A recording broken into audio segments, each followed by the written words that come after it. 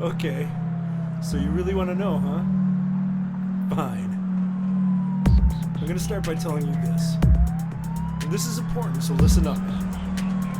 Your entire life, this one and many others, you've been a god who uses its absolute power to make yourself powerless. Entire cultures, especially this one, have all been afraid of their weaknesses, supposedly, when in reality, they've all been afraid of their power. This goes beyond the matrix of reality. This is something much deeper than that. This is eternal. This is fully realizing your consciousness. This is infinite. This is evolution. This is our divine right.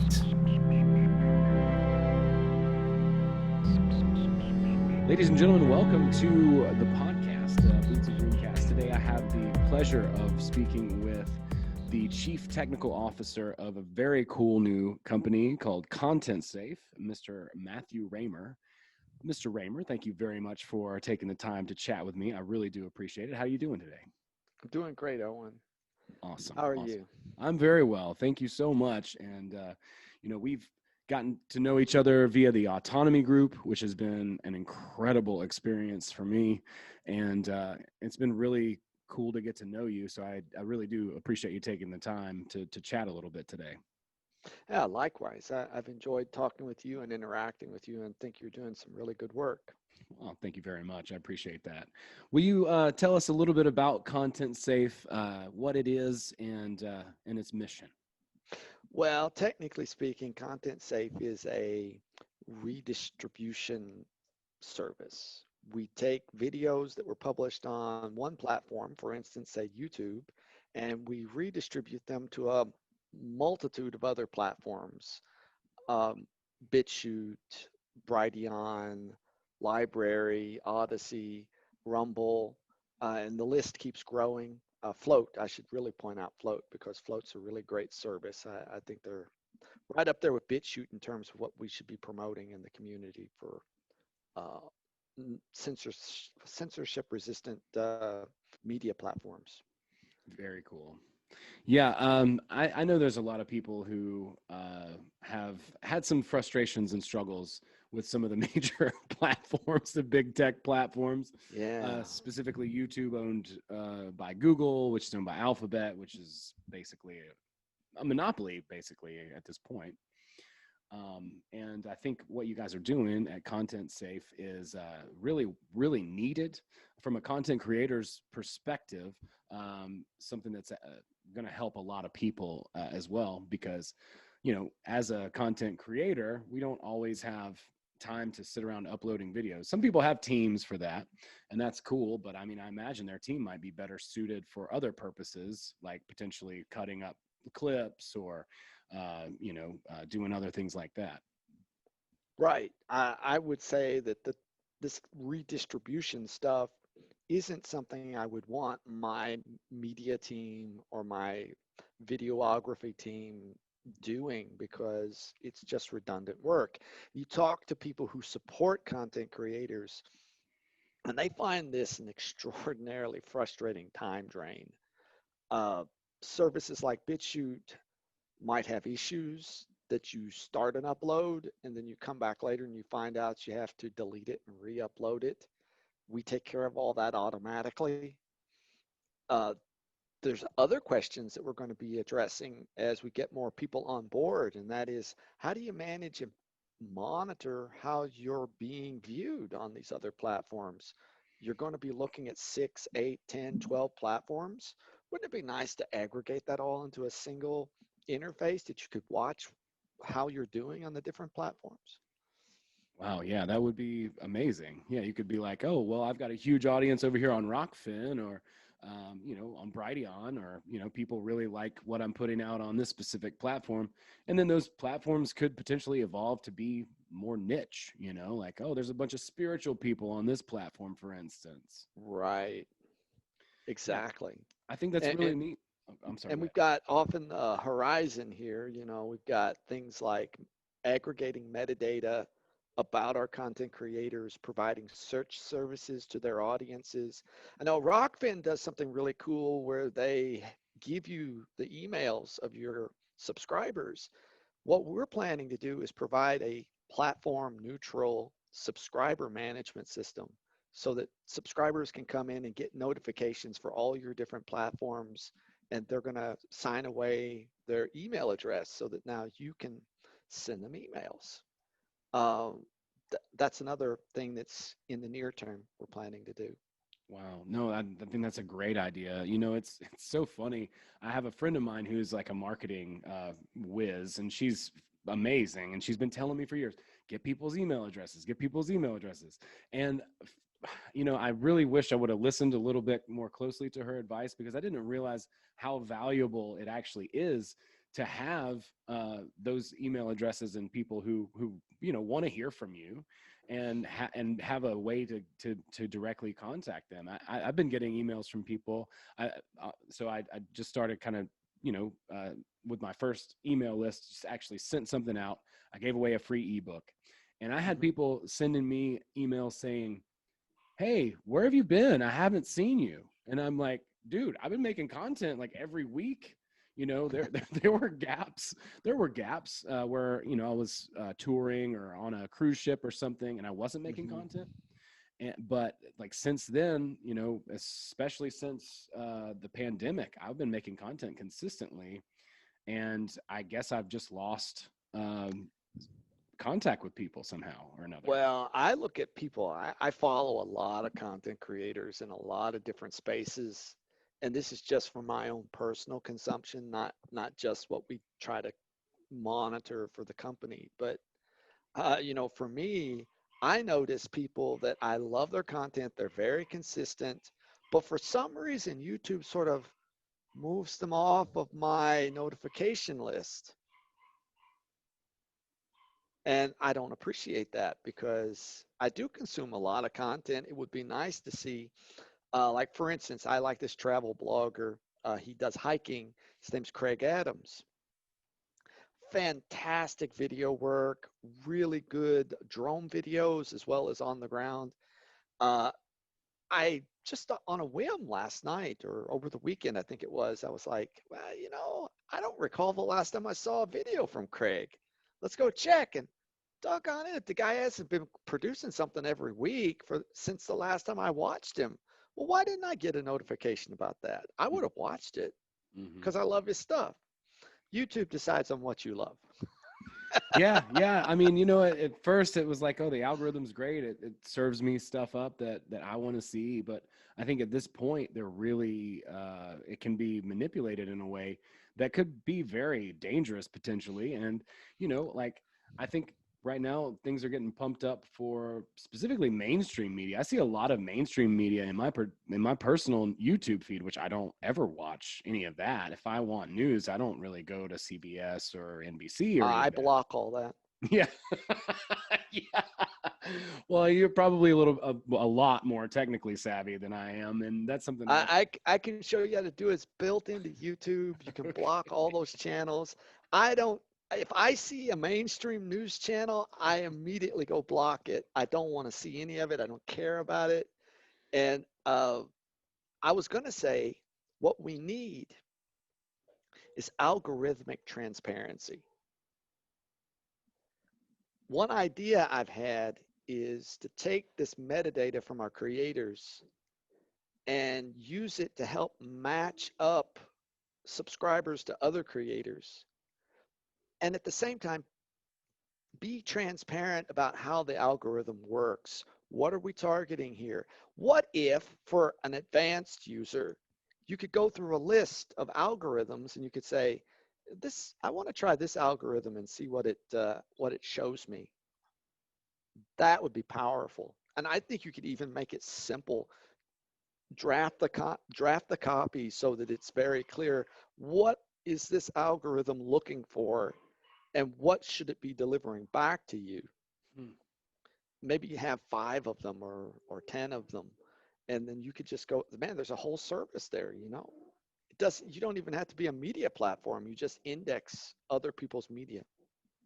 That's brilliant. Yeah, I think that's really interesting. And I'm not that technologically savvy, so so maybe we could talk a little bit about algorithms and how they work, if that's okay. If you don't Sure, mind talking a little bit about that, because it's not sure. something that I know. I hear, oh, the algorithm. Oh, I look what I found via the algorithm. But I don't really know what that means, if I'm being honest.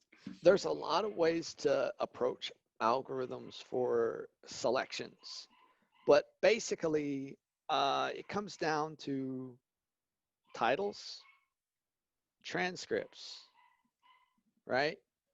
And it probably, in more advanced algorithms, comes down to looking at the audience that views those videos and looking at, well, you say people who watch this also watch this, right? Right. These things get tied together into a bundle that you could pass it a video with that information and it would spit back, okay, this user over here might be interested in this. And I mean, at a high level, that's basically all it is. Okay. Okay. Yeah, that makes a lot of sense. And the transcript part is something that, and they, I've noticed doing some like comedy stuff recently. Like I did a video, and I used a cover version of the Rocky theme song because I was like, well, I'll Yes. use a cover version. It won't get flagged by the algorithm. That way I can put it out. Well, it still came back as a copyright. It was still I found. remember that sketch. Yeah, the get And I coached. remembered wondering, like, oh, I wonder how he got that. But I did notice the difference of the cover, that it was similar, but not exactly the same. Yeah, and they did find that. I mean, they still allowed me to put it out, but it comes back as a copyright thing from the record company or distribution company of the original song. Now, as a cover song, I don't really know how they could do that but I don't, yeah, I'm certainly not an expert in that either. But I heard Brett Veinotte actually talking about like he was using covers as a sound bed, that he would find on YouTube, like that was a cover version of the song that he wanted. So he was using like Thunderstruck by AC/DC as a sound bed in one of his videos, very Yeah. subtly underneath. And that was a way that he could put it out without getting the copyright. Well, those bots now, at this point, they are finding those. And my friend Terry had to deal with that as well with a Billy Joel parody. And see, that's another thing too. It's like, if we're doing comedy, we're doing parody. We're supposed to be protected under parody law. Hmm. So Hmm. if you do a parody, the Fair reason use. exactly. So if you see it, for instance, a sketch on Saturday Night Live, and they're at Target, they're allowed to be at Target because it's a parody. So you could make it, a Bullseye store instead, and a lot of people still do that because it's funny. But there's like a loophole in the law for specifically for comedy, for parody use, for fair use. And I even heard an attorney explain it to this way, fair use. He said fair use is not something you could use initially. Fair use is something that could only be used when you're taken to court. okay. And that's the first time I ever had heard someone say this. Like, well, then what's the use in fair use if you have to be sued first? Right. Yeah, exactly. And yeah, and it seems like Google sort of has that stronghold on all of it at this point Well, too. I do think that there are, what I think it may come down to with that is DMCA has what they call a counterclaim, and it may just require content creators to sue record creators for false claims because you can do that. And the damages are no, not going to kill a record company, but if enough content creators did it, perhaps it would make them not be so aggressive. Or if you had a class action lawsuit across a Mhm. lot of content creators and ask for, like, I don't know, $1 billion settlement for false copyright claims, then that might be interesting. Yeah, I think that would be really, really interesting. And But I think before we ever get to that, I think that was it Section 210, 230, I've forgotten the number. I think it's Section 210, DM's, Digital Millennium Copyright Act, that Trump has talked about repealing it, Hmm. and I don't know if that's going to happen, but from what I've been following in legal discussions, that's what Google wants. Google wants to get rid of those protections so that they can seal the market up. And then they can just, deplatform people with impunity because they're Hmm. publishers. Wow. Yeah. Man. And that's why Content Safe is thinking long game. We need to be helping content creators move on to distributed platforms that aren't owned by any company. Now, with all apologies to library, that's the one concern I have about library. Uh, Library is a great idea, and we support library as far as redistributing to library, but they ultimately are an LLC, and they're going to be subject to sanction and law. So I don't see them lasting very well. If they do last, they're going to become more like YouTube, Okay. unfortunately. Okay. Yeah. And I would say that if anybody, I mean, of course, this is probably good news for the guys over there, but I would say if anybody's going to get bought out for $1 billion and then deprecated or uh, I say made retired, Mm-hmm. library is one of those that Okay. they'll Okay. get bought up and then they'll get scrapped.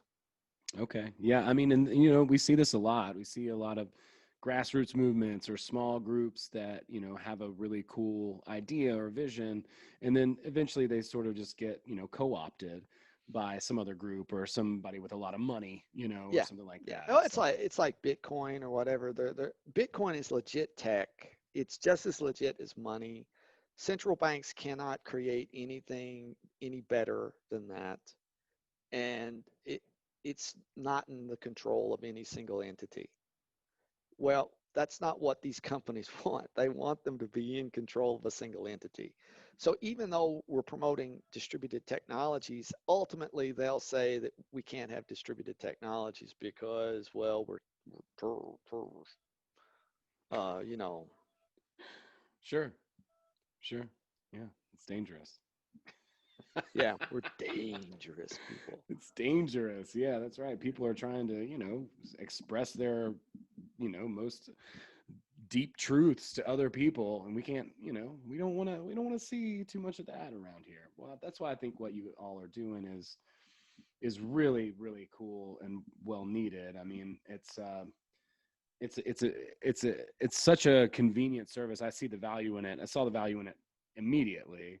And I know a lot of other people are going to be really excited about it too, especially people like myself who aren't that, technologically savvy and also don't have time. I do everything myself, like I make the videos, I do the edits, I, do the audio, I do all of that stuff. So like when I get to upload, I'm like, oh, thank God, and I just click that button.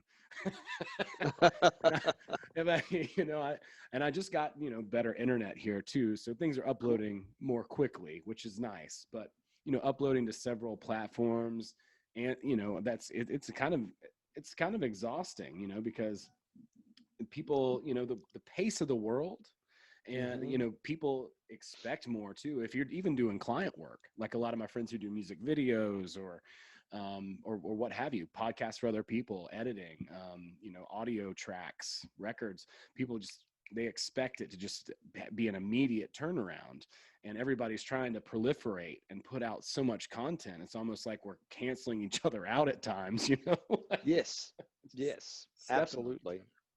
Yeah, absolutely.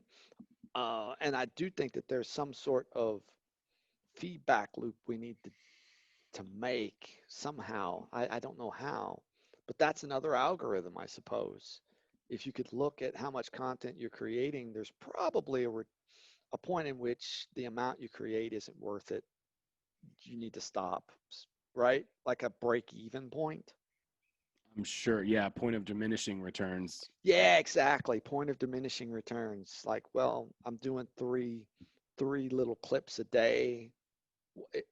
Are people really going to consume all of those? Yeah, and probably not. But I know that, a few years ago, and maybe I should have taken advantage of this. Of course, I was on the road and busy living a life outside of my home at that point. Mhm. But I know there was something called the 360 rule, where you put a video out a day on YouTube, Okay. and if you don't obviously necessarily have to shoot the video every single day, but a lot of content creators were getting subscribers just by putting out a video every single day.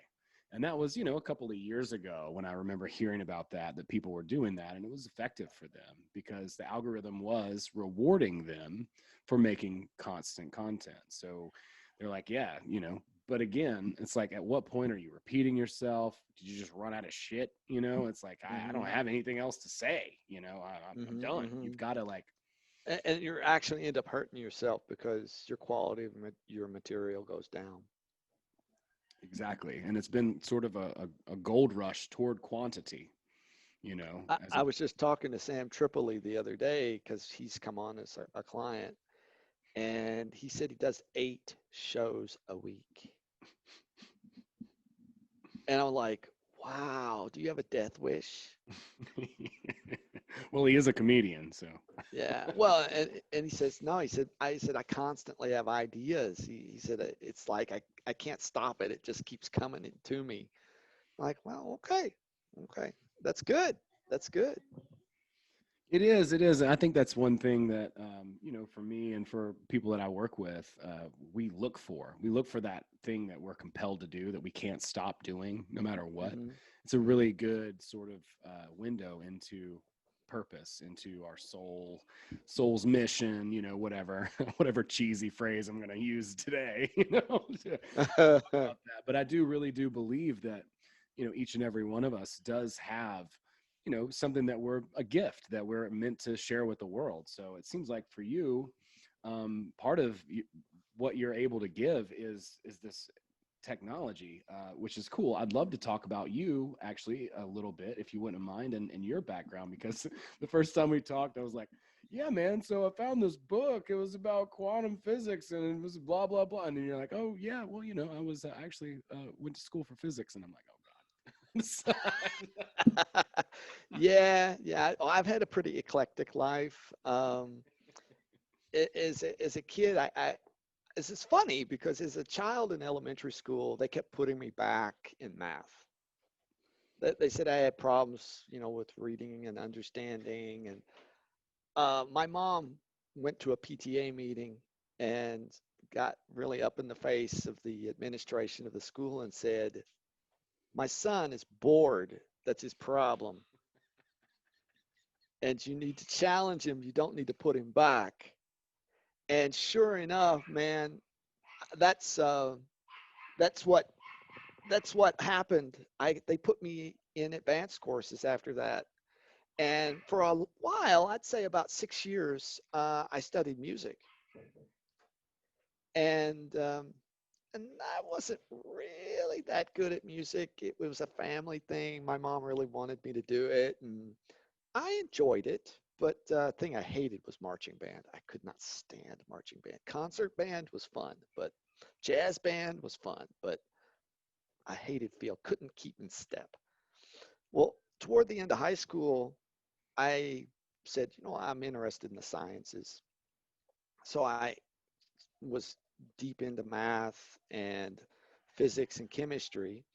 And I decided I want to get a degree in physics, but I like computers too.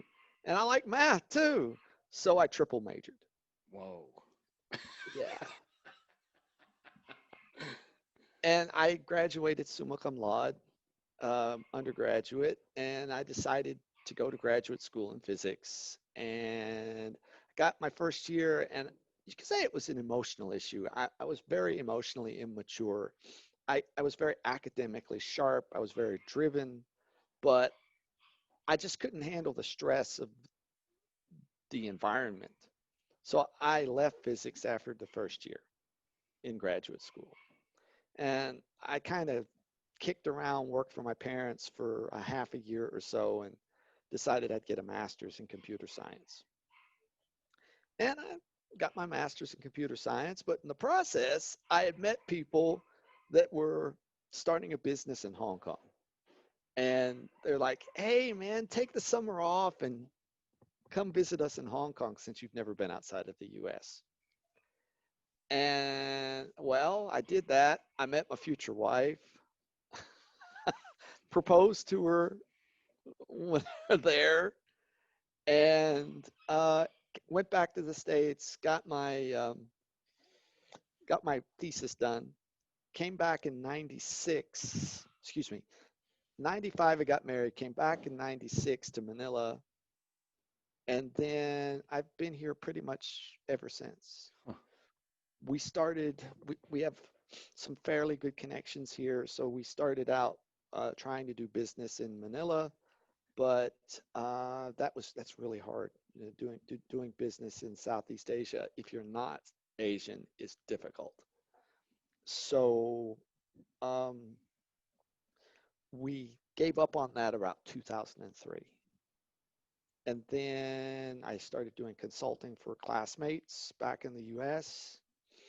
And I started getting gigs, pretty good gigs by 2005, and started my own company in 2007. And I've partnered with a few different groups over the years, but it's only been in the last 3 years that the content safe thing has been really on my mind. And it's only been this year that Content Safe has been aggressively marketing. But the whole concept of Content Safe goes back about early 2000 teens, right? 2012, somewhere around that, whenever I started getting into the alt community. And the alt community really was very helpful to me because I think that those last vestiges of emotional issues were starting to peel away. That was my 40s. Um, I would say people like Richard Grove, Corbett, even Passio to some extent were very helpful in making me mature. Um, and I started saving their materials just for my own sake because I had a sense that this censorship thing was going to be something. In fact, I have this little anecdote from graduate school in computer science. I was in a lecture by, I think it was a database class, and professor came in. This is like 1994, 95, something like that. And this guy always looked frustrated and distracted. And he looked up at the class and he said, this internet thing can't stay open. It's just not going to be possible. They're going to have to close it. They're going to have to shut it down. And I was like, no way. We can't allow that. This is 1995, right? 15, no, 20, 25 years before Content Safe, right? I'm like, no, we can't let that. It needs to stay open. So people have been talking about shutting down the internet a long time. And this has been in my mind. And I was like, I better save some of this stuff that I think is valuable. And the more you save it, you know, terabytes and terabytes and terabytes of data, you're like, hey, man, there needs to be a better way. We need to distribute this to other people. We need to make a conscious effort to help people reach out with their viewpoints. I think a healthy society is one in which you listen across the spectrum, things you agree with, things you disagree with. We shouldn't allow ourselves to be steered by a central committee or a research group. I couldn't agree So more. that's me in the nutshell. That's a really cool story, and I really appreciate you sharing. And it shines a light onto, you know, really a lot of why you kind of got involved in this. And one thing that I see that's really interesting too is that your wheels are continuously turning, and you're always thinking about ways to evolve, which is really cool. So, you know, like I said, I kind of put my foot in my mouth the first time we talked. I'm like, oh yeah, I read this book about a quantum physicist. And like, oh, okay, tell me more. You were so polite, you know? And I appreciate that. Well, it's like I've told my business partner, Daryl Becker, it's like at this point in my life, my early life, I was around super intelligent people. I never felt as intelligent as they were. And I learned not to be intimidated by them. So I don't have to defend myself. I don't have to prove I'm intelligent. It's like, nah, I don't need to do that. I already know what I am. And I can be pleasant, I can be polite, and I can let people talk. I don't have to be the one who uses up all the oxygen in the room. Mhm. Uh, the other part of coming to Southeast Asia is I've slowly started to develop a lack of fear for physical violence. I was a timid little rabbit whenever I first came here. So people here are pretty aggressive, and they can be. I love them. I love them. I love living here, but they can be very aggressive, and they can be blunt, even though they say we're blunt. That's funny. Yeah, it's interesting. Yeah. Well, I agree with you for sure. I mean, there's nothing wrong with that, being blunt. Like you said, a healthy society would allow for dissent. A healthy society would allow for differences of opinion. And I think that's really important to note. I don't know who's attributed the quote. I think a lot of people say Aristotle, but it's the mark of an educated mind is to be able to entertain two thoughts at the same time, and Right. Not embrace either one. exactly. Yeah. One of my favorite quotes, by the way. It's One a of my great favorite quote. quotes. Yeah, Yeah. it's a great quote. I'm a big fan of Robert Anton Wilson, because he blew that completely out of the frame with what he calls maybe logic. And he said, like, that's not enough, that you need to be able to entertain multiple ideas. I And agree. I agree with I that agree. too. I agree. And I may have said this in our conversation already, but I try to view things across the spectrum. Uh, and I have conditions of true, false, and I'm thinking about it. So one of my favorite things recently has been this, and I may have mentioned this to you offline, was the Nova hypothesis.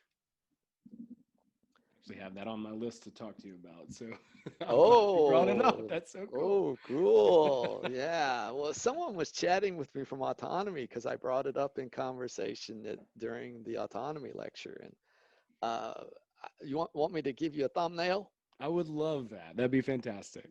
Well, it's great practice for me because it helps me kind of get it sorted out. There's a lot of details that I wish I had more time to dig into, but let me try to get you what I understand. Okay. It's pretty well established through astronomy and astrophysics that stars will not only nova, we talk about nova stars, right? That's whenever the star explodes. There's also a class of micronova. And a micronova is where, for lack of a better way to say it, the star kind of burps. And it gives off a blast of gamma rays, and it will even expulse a shell of matter out into the system around it. Well, it doesn't completely destroy the star. It might get dimmer, but actually, this is another part I'm still trying to understand, that the dimming process is actually because of the collection of matter on the outer shell of the star before it micronovas, and that it might actually dim and then brighten in kind of a pulsating pattern before it micronovas. Well, they've been observing this on thousands of stars. We know at first they thought, oh, it's kind of a rare one-off sort of thing. But they found that no, it's not the exception. It's the rule that lots of stars do this. Well, that brings you to the question, does our sun do that? And there's evidence, accumulating evidence that our sun does the same thing. And this could explain all sorts of things that are observed that don't make sense. Like, they talk about the dinosaurs going extinct because of an asteroid. Maybe it wasn't an asteroid. Maybe it was part of that shell that came off the sun whenever it micronovaed. And it would make sense that you would find all that iridium that they talk about being the evidence of an impactor. Now, the real edgy stuff, you want me to go into the really woo-woo stuff? Oh man, yes, and so does my audience. Okay. If you really want to get the whole skinny on this, you got to go listen to a guy by the name of Douglas Vogt, Voight, I think.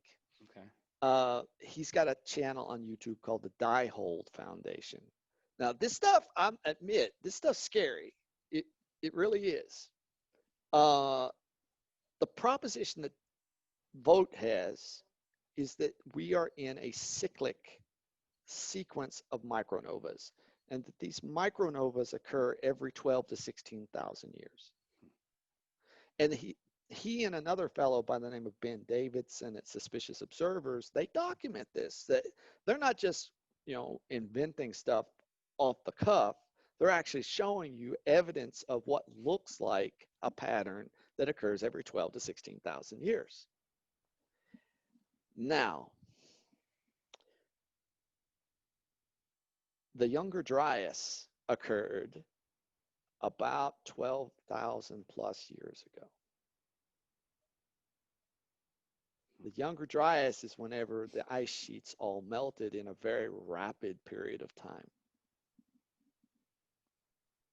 Vogt feels, not, again, I don't know as I agree with Vogt on this, because I don't have enough time to vet him, right? Sure. But Vogt's view is that the next micronova will occur in this century. Fascinating. And I would suggest, if you really want to get into some really bizarre stuff that actually has a lot of documentation behind it, go listen to him. He's probably got about 100 hours of content. Wow. Yeah. That's incredible. So yeah, solar burp, a little indigestion there is on the way for the sun. We might be feeling the effects. That's interesting. Well, I mean, as we talk about this, December 21st, 2021, and I haven't personally looked this up, but I got a pretty decent source on it that Jupiter and Saturn align. See, this is a very interesting thing. And this is another thing. If you go listen to Suspicious Observers, they talk about this stuff and how the planet alignments matter because of the magnetic fields of these planets Right. having impacts on human consciousness Right. and physiology. Mm-hmm. And I think that's very interesting. I think so too. Yeah. I mean, in that way, even though we might not interpret astrology the way that it actually unfolds, there is something to those magnetic force, those electromagnetic forces in the world. Well, don't you think that I'm really leaning more and more toward the idea that there's a genetic memory? And maybe these genetic memories can be cued by magnetic events. And maybe we can notice, because humans are great pattern matchers, maybe we can notice patterns on a super intellectual sort of consciousness level that fit with what astrology tries to say. Yeah, there's a lot of people that talk about genetic memory, as well as, just the idea that in sort of the other side, or the dream world, or the infinite storage of things, that everything exists within that. I mean, infinity's real, so we know that. So if infinity is a thing, so if infinity is a thing, then everything within infinity exists within infinity. But I mean, you can't encapsulate it, but it already is there, and and so that opens up this whole can of worms, and the genetic memory, and or the quantum field, if that's stored in like what they call the Akashic records, is another How about term. the holographic universe idea? Yeah, I've got that book by Michael Talbot, actually. And Vogt is also an adherent to some form of that. He feels that we're part of a giant supercomputer. Something like that. Simulation. Now, again, that's where I get into that edge where the materialist scientist in me kind of goes, no, I don't want to go there. But I'm still open to it. Sure. Well, that's amazing. Yeah, I think we need to be open to it, because when we test for materialism and we see it, and we, idealism too, they're kind of both true. And that's the bitch of esotericism, is that duality rules the day. And so when we look at it through one lens, it appears to be that way, and reality reflects it, and it agrees with us. And then when we look at it from the other perspective, once again, the same thing occurs. So that phenomenon it just puzzles You're the going back to mind. that quantum mechanics thing. Is it a particle or is it a wave? And one of my more intelligent professors in physics was like, this is all nonsense. He said, it's both. He said, instead of saying whether it's a particle or a wave, say it's like an electron, because electrons have the same particle wave behavior that we attribute to photons. Okay. So it's just part of reality. You can have both. You really can. You can have both. And I think that that's one of the weaknesses in Western thought, is that we tend to think of everything as either or. Yeah, I think that's a huge mindset. It's because, yeah, if I walk up to somebody and I tell them an idea, then based on that idea, they will immediately put me into a box. If I'm like, well, maybe we should think about some, distributing wealth, or I don't know, as an example, they're like, oh, well, you're a Biden person, or like, well, maybe everyone should have the right to gather, no matter what their beliefs are. Oh, well, are you trying to say, are you like, it's almost like immediate, just like Right. you are lumped into, and I don't exist personally, and I think most people don't exist in that dualistic, like either or, very binary sort of categorization of thought. And as we're talking about this, that's dangerous, and a mark of not a very healthy or free society. That's right. That's right. Absolutely. So cool. It's so neat that, your own curiosity. And I think, I took a beer tour a few years ago of all things. And there's this brewery here in Athens, where I live. It's called Creature Comforts, and they've done really well. I mean, their beers, like in Thor, like it's they've got a product placement in Thor now, and they've Wow. blown up. But I remember when they kind of first started out, a buddy of mine came out, and we were doing a production gig, and he was from LA, and I was like, well, let's go check out the brewery. And we went and we did this tour, and one of the founders took us on the tour, and he was like talking about how their slogan is crave curiosity, because curiosity will lead you to question certain things about yourself, your life, the world around you, which will open up the path to your purpose, which for those guys was to make beer. They made this beer called Tropicalia, and there was a very famous beer from Sweetwater Brewery called 420, and there was a very famous beer from Terrapin Brewery here in Athens called Terrapin Rye Ale.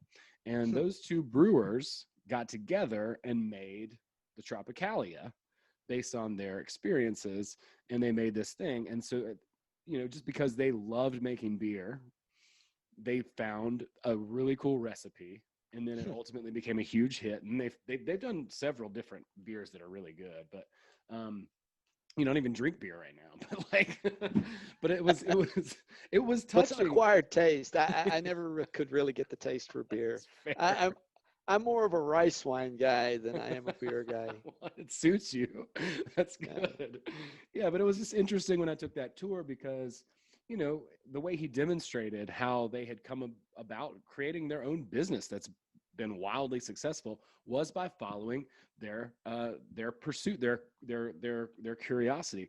And the reason why it's called Creature Comforts is once you found your purpose, then you can build like a comfortable life for yourself and enjoy those creature comforts. So that was their like progression. And I think it's interesting, and it demonstrates for you what you've been doing is you've been a very very curious and astute person, figuring out how things work and following different ideas, and bringing them together, downloading them for your own sake, which is cool. You know, like, hey, I know this is going to happen eventually. People are going to put the brakes on this free information just being able to be freely distributed. So I want to at least, you know, accumulate some of this for myself. And then ultimately that leads you to doing a project like Content Safe, where you're like, you know what? I was interested in this. It was something I was curious about, passionate about. And now my passions led to my purpose. And here I am helping people who have messages reach their audience in a time where it's honestly been very difficult. You know, I've made jokes about it recently, but I mean, if I look at my YouTube numbers just on YouTube, which I'm not on a lot of other platforms, but just on YouTube, like I used to get, you know, I'd say probably like 70 to 100 subscribers. I'd be in Spain for, you know, like working on a cruise ship, and I could just check my phone and be like, all right, I got some comments, because I try to comment back to everyone. If they leave a comment, I comment back. And I especially love it when they troll me, because I'm like, all right. But I would get like 70 to 100 subscribers a month not doing anything, because of just exponential growth. You know, like your stuff's out there and there's more people, you know, joining the platform. There's more people every day, you know, sharing content, and it's exponential. But I mean, like recently, especially since, I'd say about March or so, but especially since the election, it's been, you know, almost nothing. Wow. My stuff is like, my watch time might be up even, and my view rate might be up, but the amount of new subscribers has basically been throttled to nothing. And I wonder if, because like I said, I've gotten a few emails saying, hey man, where you been? And it's like, dude, There's definitely, you hear that everywhere. People are like, I didn't get any up notifications. YouTube changed some policies recently where if you have over a certain number of subscriptions, you don't get any notifications at all, which is crazy. I guess their assumption is that, well, nobody can really watch that many different creators. Well, no, that's not true. That's not true. So they're doing their part to ail you with information overload, huh? Oh yeah, they're so helpful. I mean, Facebook does literally the opposite. I mean, it's like, you know, I go on there and it's like, your friends from high school's grandmother just joined Facebook, you know, and I'm like, dude, of course they did. Are they voting too? So yeah, it's kind of funny. The AP says that they voted for Biden. That's right. That's right. Yeah, I'm waiting for that, for Facebook to tell us who to vote for. It's like, yeah. Well, I feel like they kind of already do, you know, like, people in my world, when they're like, you need to vote, they're really not saying that I need to vote. They're saying that I need to vote for the person they think I should vote for, because that's the subtext. You know what I mean? Right. And it's funny when I'm like, well, that's cool, I'm going to vote for Joe Jorgensen, and they're like, what? You're part of the problem. You just told me to vote. Don't waste your vote. Yeah, don't waste your vote. I didn't waste my vote. I wasted my time. You know what I mean? But the vote itself was like, yeah, I believe in, you know, what, like her, I liked her actually. I couldn't even really stand Gary Johnson. And you know, I'm for open. Yeah. I'm for open source stuff. I'm for people doing whatever they want. For the most part, right? As long as they're not harming anybody.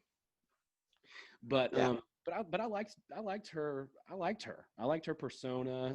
I felt like she had a good, you know, ease about her, and a good energy and a good head, you know. And so also all my neighbors can look up whether I voted or not. So I figured I'd go to the polls this year. It's the first time I ever. So you were concerned that people were going to start harassing you that you didn't vote. Yeah, it's interesting. I think a lot of people feel that way. There's so much social pressure right now to do certain things and to comply, you know, that and I don't know. And in the next couple of months, we'll see kind of what happens. my roommate, which, you know, I had a really successful business, so I didn't have to have a roommate last year. I was doing a lot of Airbnb stuff though. But my roommate's great, but he was telling me that he had talked to somebody who's a friend of his in the government, and they were like, you know, get ready, because, you know, it's going to get pretty interesting, pretty wild in the next few days. Yeah, I'm suspecting that as well, that we're not even really sure which direction this is going to go. Yeah, I think it's definitely going to be a focus on, you know, like less travel, more restrictions, more being, you know, in your Though home. at the same time, I think I'm really seeing some more pushback. That's a good So, thing. and it is. My office is in Kentucky, and my brother is there maintaining that office. And his observation is, yeah, that there's this official, like, you're supposed to wear masks, you're supposed to do X, Y, and Z, but all of the people in the countryside are not obeying any of this. No. They're, living like, my brother doesn't wear a mask. He only wore a mask one time in the last year because he had to get his driver's license renewed. Right, right. Yeah. And he said, he told me a month before it happened, he said, I know exactly what's going to happen. I'm going to go in there. They're not going to let me in the building unless I have a mask. And then they're going to come in there. They're going to say, now take off your mask so you can take a picture. He said, that's exactly what happened. Oh my God. And it's like, he originally was like, I want to just tell him, no, I'll die if I take my mask off. I got to have my picture with my mask on. He said, but he decided, nah, I'm not going to do that. I'll just, he's defiant in every way except that one time he needed to get his driver's license. And I told him, why don't you just not renew your driver's license? Yeah. Claim Right. sovereign citizenship. Yeah, yeah. Well, unless you're like speeding or something, I asked him, how many times you been pulled over? He said, never. I said, how many times are they going to be checking you for your driver's license? Right? Right. Non-compliance is a strength. It's Mm-hmm. not a weakness. Absolutely. And they can't enforce. Enforcement's always the problem of law. You can pass all the laws in the world that you want, but if you can't enforce it, it's like it doesn't exist. Mm-hmm. So we're going to have to be thinking. I just had a management meeting this morning. I was like, you're going to have to be thinking, when do I really think it's to my benefit to comply? And when do I think it's not really to my benefit to comply? And we're going to have to start having that conversation. Is like, well, there's a point in which you shouldn't be complying because you might not really your benefit to comply. Right. Right. Yeah, absolutely. It's it's going to be certainly interesting, and I emphasize a lot that people really need to focus on their own inner voice, their own intuition, you know, and listen less to the noise that's scattered around us, and you know, be it in the cloak of information or news or media or current events or what have you. That, you know, I think on the inside of us, each and every one of us, we know something, you know, that nobody else needs to educate us on. I don't know what Mm-hmm. that is exactly. It might be different for different people, and I think that's the case. I think that is part of like really opening up our own, you know, expression and being self-actualized Mm-hmm. or what have you. But I think that that's shown true for you in your life and what you've started here with the content safe. I think it's brilliant. Can you talk a Thank you. little? Yeah, thank you, because you're serving the people that were kind of coming up and doing things, you know, being their own independent journalists, sharing things that they are passionate about and believe in. And even if we disagree sometimes, I mean, still people should have the ability to say what their opinion is, to speak their There, truth, so to there speak. are sociological benefits in free speech. Hmm. And anyone who would want to suppress free speech either consciously or unconsciously is going to be creating a dynamic of aggression and violence in society. I think that that's fairly well established. You give people the opportunity to diffuse internal dissent or feeling by letting them express themselves. Hmm. I don't understand why anyone who would want to maintain a structured society or a hierarchical society would be against free speech. I, Doesn't re- make any sense. I don't either. That's I mean, very well stated. I could say that it's because they want us to blow up. Right. Well, look at Russia, I mean, it got to the point in Russia where I watched this documentary, I think it was on like BBC, but it's about hypernormalization, Hmm. about how, at a certain point, the people in Russia, they didn't believe anything that was told to them by any authority because, We're there. We're there. Mhm. We're there. Yeah. I wonder, and this is another point I like to make to content creators. I've been making this point to my kids for a decade. Um, if you look at the record industry, how many fanboys do you need to be a successful musician? Do you need 10 million? No, you don't really need that many. A person who's a musician doesn't even necessarily have to have a million to make a living off of it. I know guys from university days that ran a band. It was called Government Cheese. They were around for 20 years and they never really hit the big time. And they covered the bills and everything for over 20 years, just playing gigs in Kentucky, Tennessee, that area. They were really popular, but they never got the big time. CNN does not need to be in every airport necessarily to be out there making news. The way I think this is going to go, because I honestly don't think they're going to be able to keep the lid on the jar, to be honest. I just don't see that happening. I I love think hearing that, that. right? I think that there is so much dissent underneath the covers right now that just depends on. I don't want it to go out into a negative way. I'd like to see it come out in a positive way, and I think we can help it come out in a positive way.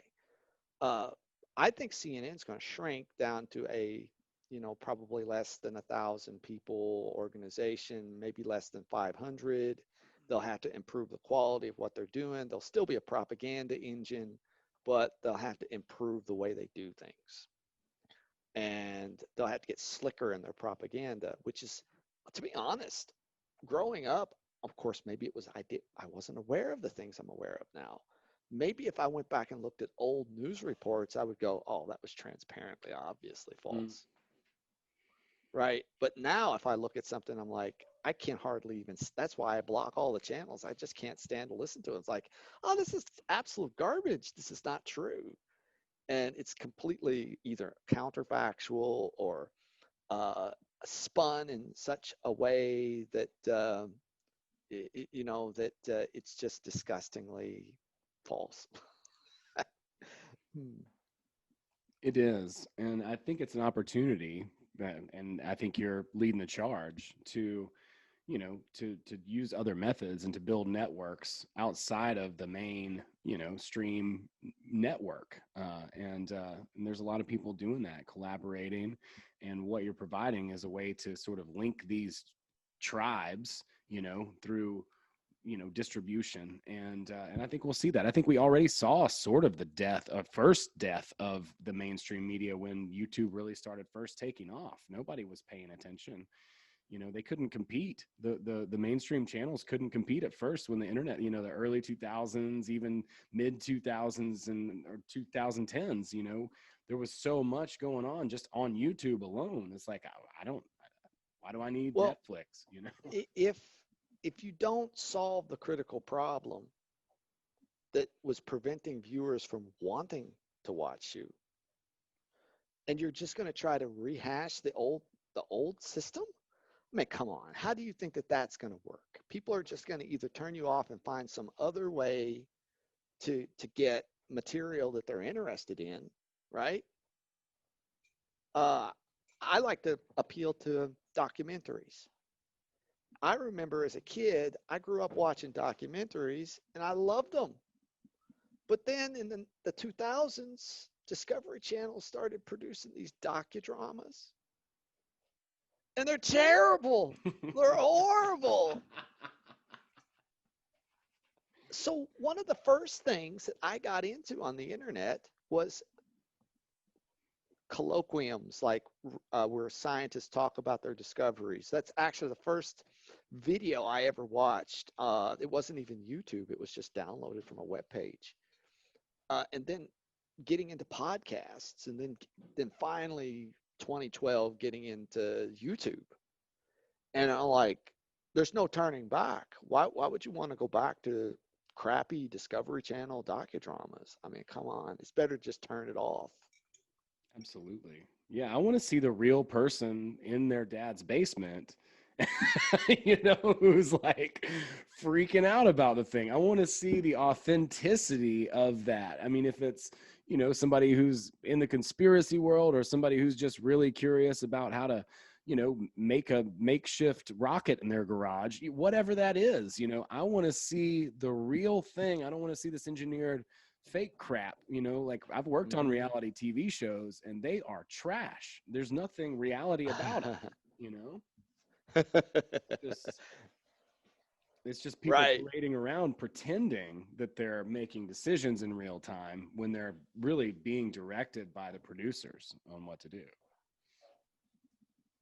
Right. And I think that ultimately the audience won't digest whatever it's given because they've had the opportunity to taste something better. So why would they, you know, go back to that? That doesn't make any sense. It won't happen. Nobody's going to regress. Like they're just not. They won't ever be satisfied. Um, Well, but can you imagine if they really wanted to shut this down? You think they'll take away everybody's cameras too? I don't know about you, but whenever I was a kid, we used to make mixtapes and share them with our friends. mhm, This is like audio cassettes, right?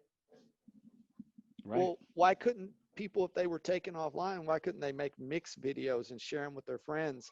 And that would be more entertaining than watching the crap that they're showing to us. Absolutely. So Yeah. what else you got for me today? Well, no, that's really about it. I just wanted to talk a little bit about you, what you're doing with Content Safe, tell you how cool and valuable I think it is, and I think a lot of people, if they can find my podcast, they'll also think the same thing. My only other question is, what are some of these other alternative platforms? And then we'll close out with how people, who are interested in your service can find more out about that. Well, our website is contentsafe.co, and you can reach us there. If you're a content creator, we have an onboarding or survey form that you can fill out, and we'll contact you and interview you further to see how we can help you. There's a plan. It keeps coming and then going and then coming and then going, but that's deplatformed.co, which is a website. We're talking about launching our own podcast, probably weekly, that we would interview people who have been deplatformed and try to bring attention to their content as well as content safe as a service. So yeah, that's how you can reach me. And I would also pitch autonomy. I would suggest people look into autonomy. And also, man, I think you do a great job, Owen, and I want to help you out as much as I can. So if you ever need any help with redistribution, just come to us and let's talk. Well, I am gonna make sure that we make that appointment ASAP, as soon as possible. So yeah, I look forward to that. And yeah, if folks have questions about it, I'm gonna be continuing to communicate with Matt, and hopefully, you know, if you guys are interested in taking me on, I would absolutely ambassador the brand. But I do agree with you on autonomy as well. And I think that there's a lot of really positive things that are happening now as we're getting sort of the clamp down on us on YouTube. There's a lot of people who are gathering and creating new tribes and connecting outside the general, you know, mainstream, and you can't stop the human spirit. It's just unquenchable. So I really appreciate your time. Thank you so much. Thanks for interviewing me, Owen, and I'm looking forward to talking to you more in the future. Awesome. I'm looking forward to it as well. Thank you so much, Pat.